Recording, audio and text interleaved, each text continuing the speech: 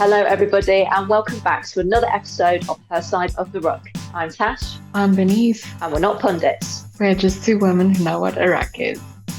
Well, round one of the Men's Six Nations took place this weekend with some big results for France, Italy, and England. Not the best result for the Celtic nations this weekend, but we'll see if they can bounce back harder in round two. On this episode, we'll offer our round one thoughts and also preview round two. So let's get into it. A disappointing weekend for Wales, Scotland, and Ireland, but big wins for Italy, and fair play to the Azzurri for getting that win against Scotland in torrential conditions, and results for England and France, which, to be honest, I think we were both expecting on this channel, but I wonder what your thoughts were and key takeaways from round one were. Yeah, I think if you did not watch round one, you'd think I'd be wearing navy for Scotland. However, I am not. I am wearing it because it's the closest blue that I have to Italy's blue.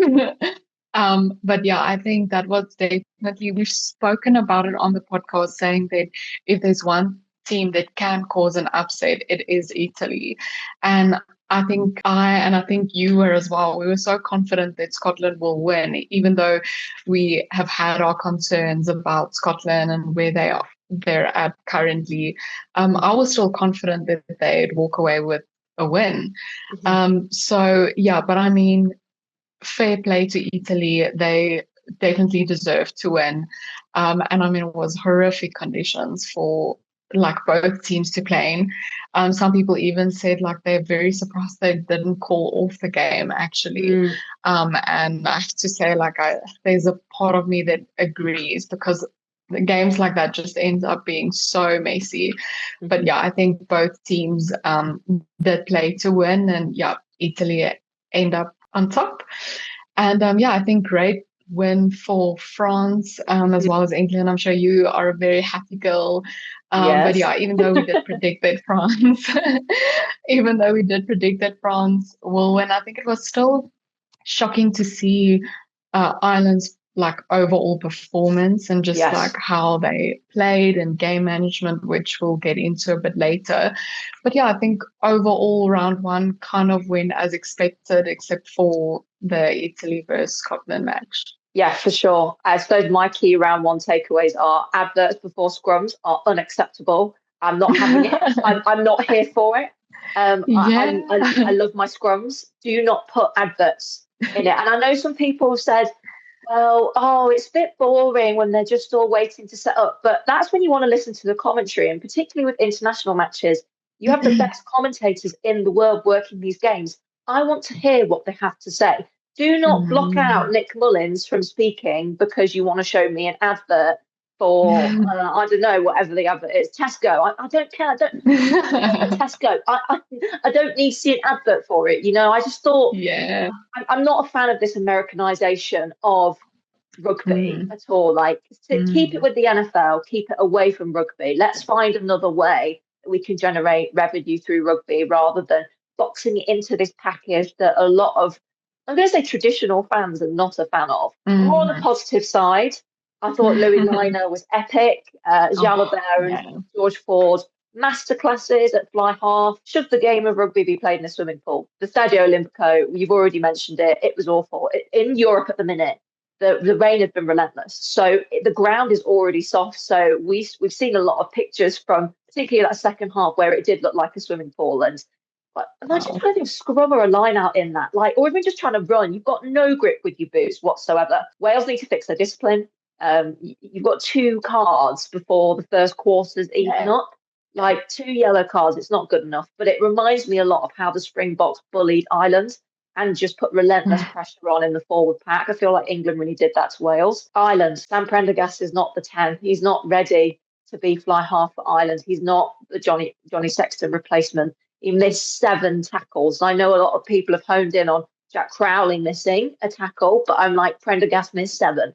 So even though his attack might be very good, Ireland weren't really attacking, particularly in that first 40. France were firing all of the shots. So I think Farrell needs to look to Harry Byrne, and I would like to see Harry Byrne start this weekend against Italy. And a question I'll pose to you, has Gregor Townsend lost the dressing room, or did he ever have it in the first place? Because Scotland don't seem like they were playing with a lot of passion against Italy. They seemed all over the place. The defence was not where it needed to be. And okay, there was some great performances from Jack Dempsey and George Horn when he came off the bench, but the defence on the wings weren't good enough. And we know how good Jamie Dobie and Kyle Steyn can be when they've been at Glasgow Warriors, even though for Dobie, he's a scrum half by trade and a winger as a second position. Finn Russell wasn't at the top of his game, and we know that he has fluctuated at international level in the past, but he's been so quality for Bath in the Gallagher Prem and in the Investec Champions Cup. I just think like, what's going on? And I can't help but look, when you see a trend that's happening, I can't help but look to Townsend, and I don't think the plan is working. So, guys, if you have any thoughts about any of those matches or any key takeaways, please let us know in the comment section down below.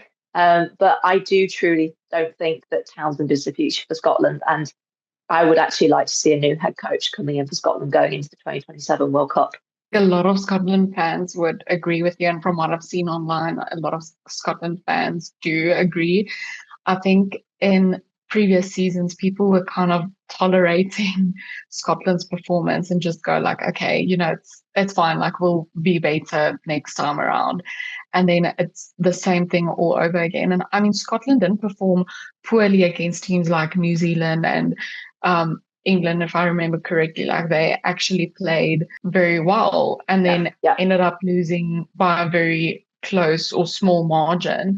So I think that's also why people tolerated it, because it's a team like the All Blacks. It's kind of acceptable if you lose against them because of like their status and because they're a good team. But now come a team like Italy and you lose to Italy, and that's when it becomes a concern. Nothing taken away from Italy, obviously. We have said players like Louis Lynagh performed really well, and there's a lot of memes online saying that Louis Lynagh had Finn Russell in his pocket, and I have to agree. But yeah, I think we've seen kind of this trend as well, where if Finn Russell performs poorly, then Scotland as a whole also performs 100%, bad. 100%. And I think that's also what happened over this weekend. And I just don't know where it's going wrong for Scotland at the minute, because I feel like they do have very talented players, but I don't know if it is coming down to player selection, because Gregor Townsend did leave out Blake Kinghorn, he left out Duan van der Merwe. So I don't know if that's the issue, but I think you've mentioned also like their defense, attacking play, like it's a collective thing that's just not working for Scotland at the moment. Yeah, it's a bit of a dismal picture for the Scots at the minute. Their saving grace will be the Calcutta Cup fixture at Scottish Gas Murrayfield, which we'll get onto in the second half of this episode in our preview. But when you see players who have done the really tough things, like playing the top 14, Blair Kinghorn, win a triple with Bath Rugby, Finn Russell, won the URC in Pretoria at Loftus before any other team had done that, when Loftus was a fortress in Glasgow Warriors, 19 players within the Scotland squad, all part of that environment when that happened. I'm speechless. You know me, that doesn't happen very often, but it's just like, what is going wrong? And I don't think the belief that the SRU have in Gregor Townsend is now well-founded. Gregor did a great job with building Scotland when he first came in, and where he took Scotland from a really quite poor team in the 2000s to bring them up to where they are now, I think is successful. But the evidence doesn't lie. And make a mistake once, you can learn from it. But you make a mistake twice, that's the definition of insanity. And if you keep doing the same actions without change and you expect a different outcome, well, I don't think there's going to be a different outcome. So I'd be interested to see where the politics of this goes, what the SRU do coming out of the Men's Six Nations, but there's a lot of pressure on Scotland this weekend against England. Why don't we focus on some of the more positive moments from the weekend? Standout moments for me: the George Ford Henry Arundel link-up.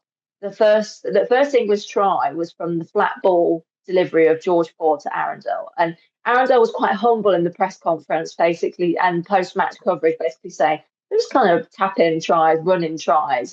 and he was set up by a good platform for England. But you cannot deny that the passing and kicking from George Ford to Arundel on the wing was superb. Alex Mitchell distributing to Ford, and then Ford's crossfield kick.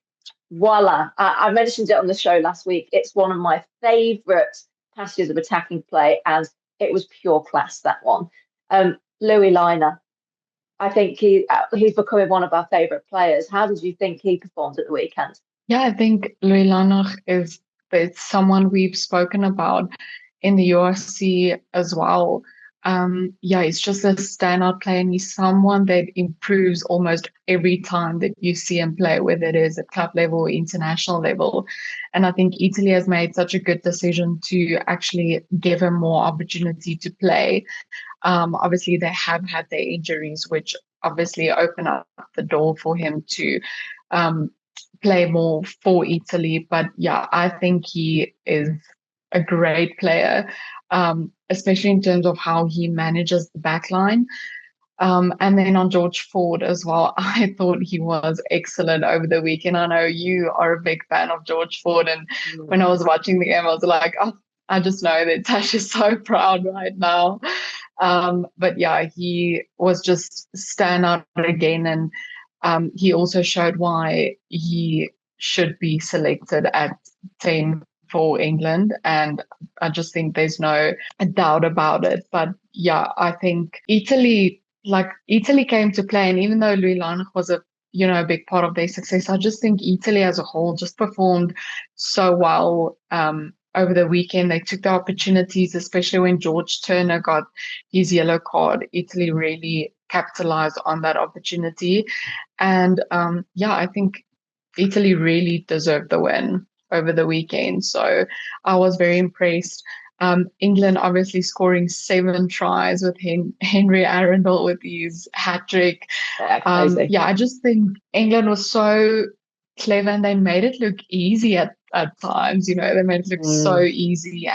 But yeah, I think they controlled territory very well, paced throughout the game, and I think George Ford managed the game very well.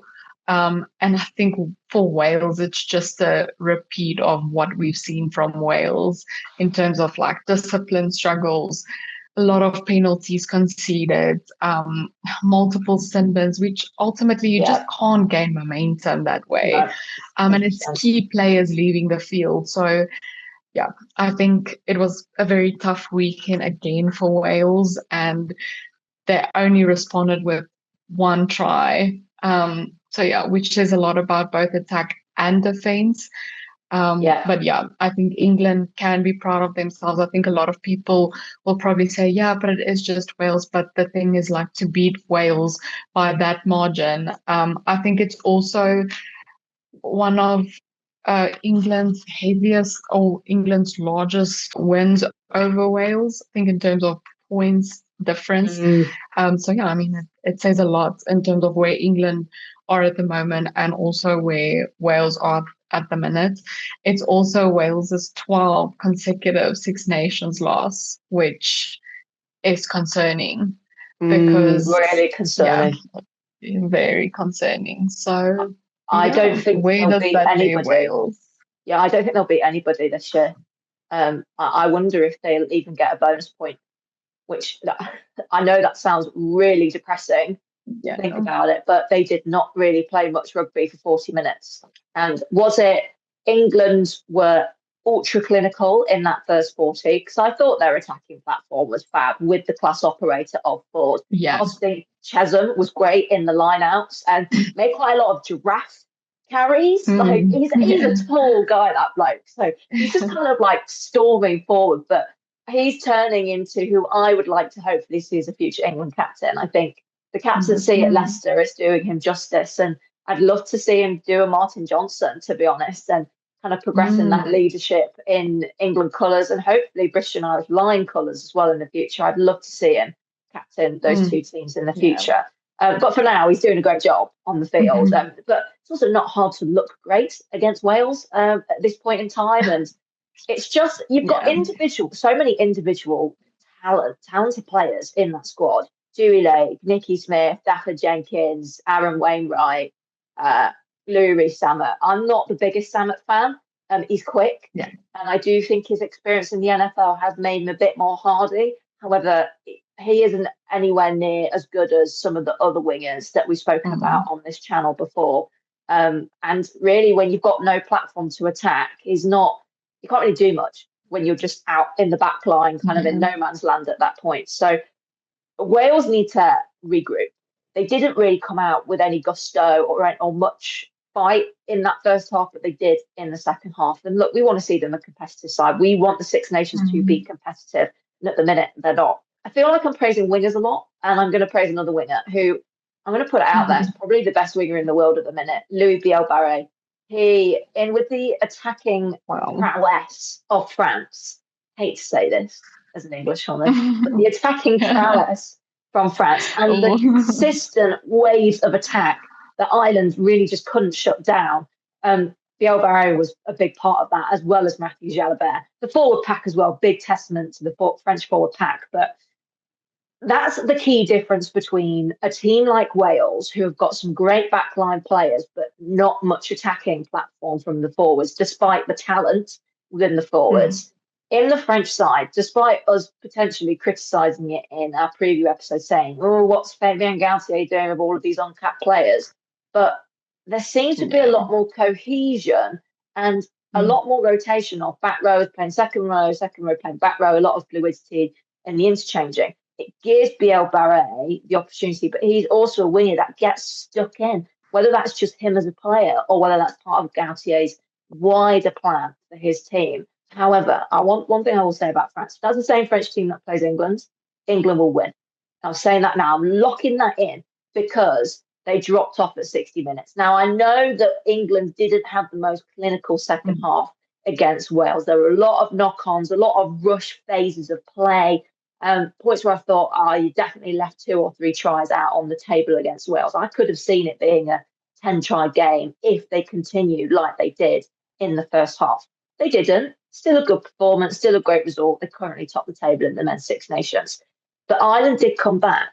Now, if France leave a gateway for England with 20 minutes to go, particularly if it's a close game, and I think it will be in the final round, England will definitely exploit it because we've seen how they've done it in the Autumn Nations series against teams in the top 6 in the world at the minute. So it fills me with hope as an England fan. But the French silenced the Irish. You did mention Ireland earlier in the show. What were your thoughts on them, and how do you think they can improve going into round 2? Yeah, I think in general, like you touched on a few important key areas in what you were saying. But yeah, I think Biel-Barré, he's just such a great winger. And yeah, the tries that he scored it really was insane. And even though he's a left winger, we've spoken a lot about Damien Penaud and how we miss him. Yeah, exactly. And how we will be missing him. And so I think Fabien Galthié might be proving us wrong with the team that he selected. And even though it wasn't a perfect performance from the French side, like you've mentioned, they did let Ireland get back into the game in about the 58th minute.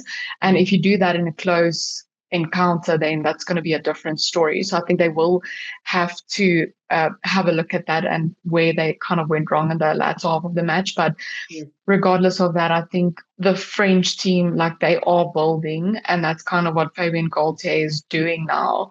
And we were concerned because we were all of these young guys are coming in, where are the experience? And it seems a little bit more balanced compared to what we initially thought the side was going to look like.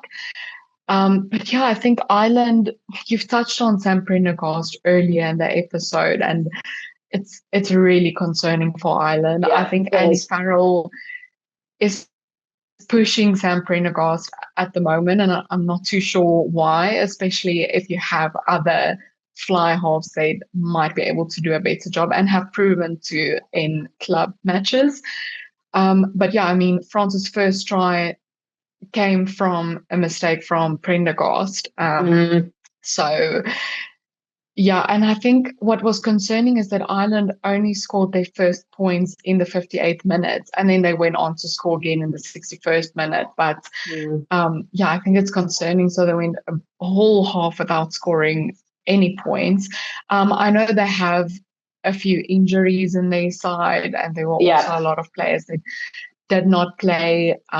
But yeah, still they had a lot of key players in their team. So even though they were missing a few key players, it was still a mm, strong side that they put on the field. mm, But yeah, I think if Ireland looks back at this match, like they'll probably be very concerned. And I think it's just because France didn't just win, they dominated for most parts of the yes, match, which I think yes, is a concern for Andy Farrell. And they'll probably have to have a look at their attacking play, their game yeah, management. But I think that also has to do with the fly half and how he is managing the game at the minute. So mm, I am interested to see what Andy Farrell's next move will be in terms of fly half choices. Will he stick with Prendergast and just be like, let's just like he'll get better, let's just stick with him? Or is he gonna be like, okay, no, time for change? I get that point because if you pull somebody when they've had a really poor game, it does knock the Yeah, confidence. Like it massively yeah. knocks the confidence. But we've seen time and again that Sam Prendergast, he can't Mm, tackle. I'm sorry. yeah. And that's the only Yeah. way for me to put it because he really can't tackle. He's a great kicker. Yeah. Like in terms of how he reads the attacking kicking game, he is really good Mm, at that. But in terms of his defense, it's not good enough. yeah. Not at this level. No. And if we talk about the tens, Jalabert, class operator, fits the French plan. And I Oh my know there's been word. dispute in the past about should Jalabert play with Dupont. Well, we've put all those rumours to bed because they played really well together. Whatever the political Yeah. difficulties were between the two of them internally in French camp, they've got to put that aside because those are the two best. That's the best halfback Mm, pairing in France at the minute. And Jalabert was pure class. George Ford, awesome operator, has aged like fine wine, like the best type of red wine you can get. That's George Ford because he was awesome. Then you look at how Finn Russell didn't play his best game this weekend for Scotland. Then the game plan collapses. You've got a 10 who can't defend for Ireland. The game plan collapses. The 10 is crucial. And if you don't get it right as a coach or a 10's having an off day, take them off the field, bring on a replacement. That's why you need a 5-3 or a 6-2 split. Like 7-1 split is risky, isn't it? But you need someone to be able to cover fly half, or you pick someone who you truly, truly trust at 10, who's proven time and again that they're capable of playing the full 80 minutes with the same standard of quality from start to finish. And for me, the evidence does not lie. And again, back to the point I made at the start of the episode, if you keep making the same decision time and again and expect a different outcome, well, it's clear that Sam Prendergast's defence is not up to scratch. I'm sorry, I feel like I'm going to town on the poor guy. I'm not. Like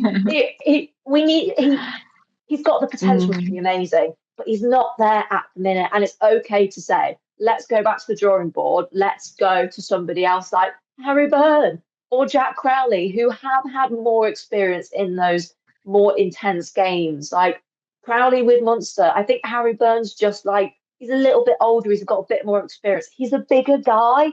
Like Sam Prendergast looks like a soccer stroke football player more than he does a rugby 10. So is that it? Is it a size issue? Does he need to pack on a bit more weight? So mm. I don't, please, no one mistake this for me having a massive go at Prendergast. Like, I never want to go to town on one player ever, but I know so many Ireland fans were so frustrated of some of the decisions that are Mm. made, and feels like Farrell's just being a little bit unflexible. Yeah, and I think this is not coming from a place of bashing one player. I think it's just we can see the bigger picture and we can see that Ireland does have depth in their squad in terms of Yeah, fly half. So why not give 100%. them a shot? And you can always start Prendergast and put Jack Crawley on the bench or any of the other fly-halves on the bench and just, for safety, or you can start uh, Jack Crawley or Harry Byrne and then bring Sam Prendergast on if it goes haywire.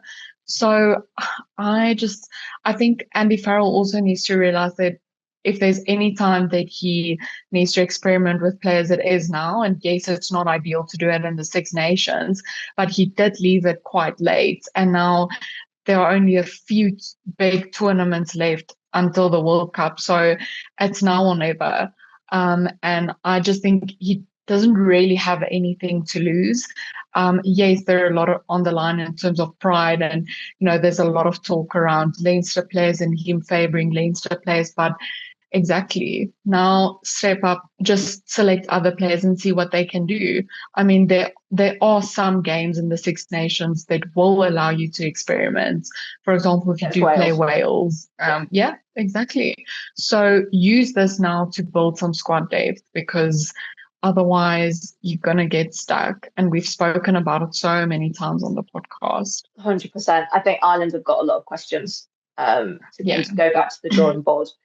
So I guess maybe the key takeaway theme from this weekend is rain, no adverts, and how crucial your 10 is. But also how class some of the Northern Hemisphere wingers are at the minute, because they've really put their hands up. So really some big standout performances. I do have to give a shout out to Jack Dempsey, actually, because I thought he played very well given the outcome for Scotland. 2.2 meters per carry, and he tops the table after for the most carries, 21 carries in that match, and he got a try as well for Scotland, one of the 2 tries. So George Horn as well injects so much energy when he comes on the field. He gave a little bit of belief back to the Scotland side when he scored that try, kind of going behind them all and dotting down, and the water just splashing up in his face. Ignacio Brex with that kick to Louis Liner for Italy's first try, pure class, great ambition. Execution was top notch, and given the bounce with all the rain, that was amazing. The French forward pack, too many names to list. I thought they were class. And I also want to say Nick Timoney for Ireland, when he came off the bench, he was good. I thought Tommy O'Brien was decent as well in the back line for Ireland. So there's glimpses here and there. I realise I've not mentioned many Welsh in this, so I feel like Thomas Williams is one of Wales' most consistent players, and was in that game. And also Aaron Wainwright, he made 29 post-contact meters, and he comes third in the table behind Ben Earl. It was awesome at the weekend. And Tommy Freeman, also amazing, and I thought showed some glimpses of why he's playing well at 13, but he's still playing a bit like a winger at 13. But can you blame him? That's where he started. I'm conscious of time, so why don't we move on to the round 2 preview, kicking off with Ireland versus Italy. What are your thoughts going into this game? Wow, I think after seeing both teams' performances over the weekend, no. So my heart really wants to say that Italy will take it, but I think Ireland will be playing with a lot of pride. And I think something that I've seen over the years is when a team does come off a win like this, for example, Italy, like it's very difficult to keep the consistency. So I'm not saying Italy won't be able to do it, but I just think that Ireland have a lot to play for. And I can't see Andy Farrell letting the loss of this weekend slide. So I'm saying Ireland. I'm not giving any score predictions, but I am going with Ireland. What are your thoughts? I'm going to back the Italians. I think momentum's on their side. I would love to see them continue to upset the Six Nations. Yeah. They won't beat England. I'm saying that now. There's a reason the only team that hasn't lost to Italy is England in the Six Nations, because they do put teams away when it comes down to it. I feel like Italy can become everybody's bogey team. Maybe not France. I don't think they'll beat France in the later rounds, but I do think they could upset Ireland. I'm going to say it's close though, by a couple of points. I wouldn't be surprised if it's a similar result to Scotland. What will be interesting is the way that France exploited Ireland on the wings. Italy did the same with Scotland. That might be a point of contention for people to discuss. Let us know what you think the attacking plans for the teams are in the comments below. We'd love to hear them. But I generally think Italy are building under Gonzalo Casada. He's doing a great job as head coach for me. Calcutta Cup. This is the big one. I think this is the one that all fans look forward to, whether you're a Scotland fan, England fan, or a neutral, because the Calcutta Cup has a long history between these sides. And at Scottish Gas Murrayfield, it's a tough place to go and play if you're an English person. I think Scotland will be fired up for it. They have to be after this weekend. And also, they always pull it out the bag against England. They always up their game against England. Just a bit of history. Since the Calcutta Cup started, I think in 1879, England have won/held the cup 83 times, and Scotland have held/won it 48 times. In the last 5 years, though, Scotland have won 4 out of 5 Calcutta Cup contests. England won it last year, but by 1 point, and that's because Finn Russell missed a kick to the posts.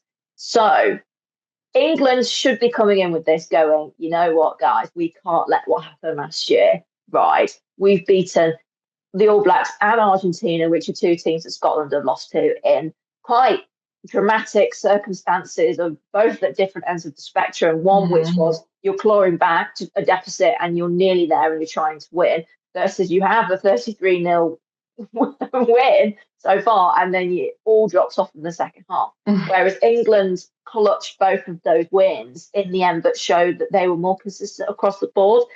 Obviously, I'm backing England.